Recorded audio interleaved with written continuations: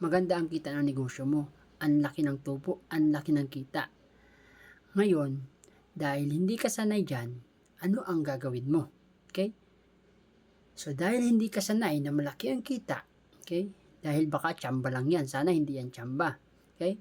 Malaki ang kita mo, sanay ka na ito lang yung kita mo, ito yung pera mo, lumaki ang kita mo. Dahil lumaki ang kita mo, out of comfort zone mo na yon.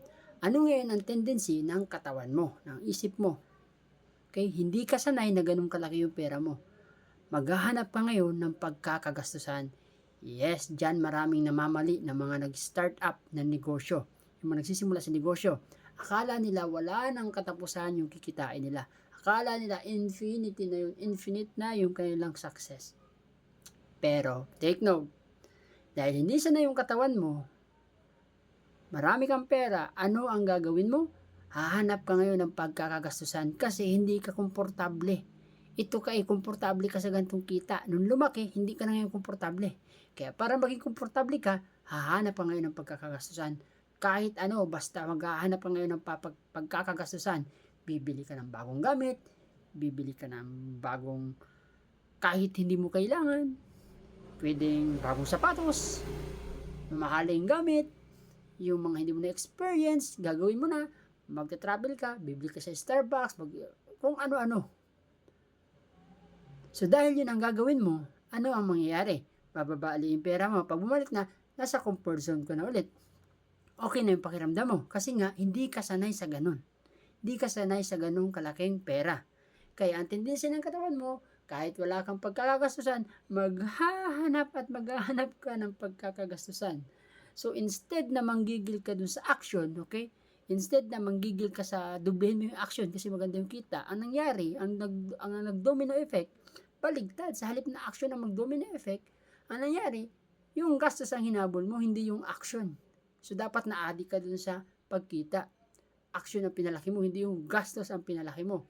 Diyan marami, kahit ako nabiktima ako diyan nung umpisa. Akala ko wala nang katapusan yung blessings. Yun pala. Para palang yung patibong. Pero usually yan talaga nangyari. Kahit napanood mo na to, possible yan ang gawin mo kasi nga nasa mo yun. Human being natin, yun kasi yun. Kung ano yung comfort zone mo, gusto mo doon ka lang mananatili kasi hindi ka komportable. So kaya ang gagawin mo, hahanap ka ng pagkakagastusan. Ito pa, kung hindi man, halimbawa sabihin, gumastos ka na, may natira pa, ganito ang gagawin mo. Kumikita na yung negosyo mo, maganda, ang gagawin mo, maghahanap ka pa ng iba uling opportunity, kung ano-anong negosyo. Kala mo, para ang galing-galing mo na eh.